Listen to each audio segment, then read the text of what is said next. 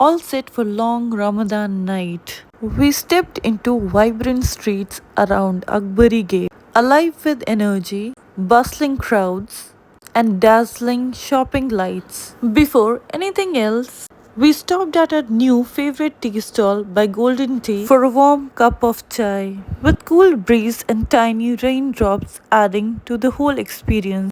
Every sip felt refreshing. Afterwards, we revisited this shop to explore new collection and have got this kurta for 1300.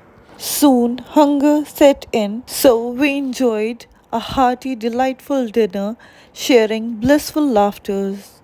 Moving along, we scrolled through crockery lanes, selecting beautiful cups and glasses. This is the one that we got.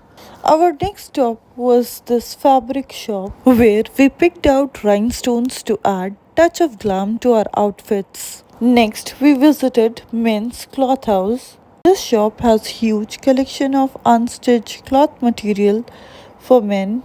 As night drew to a close, around 1:30 p.m., as we headed home, rain poured down, wrapping up the night in perfect Ramadan ambience. Stay blessed.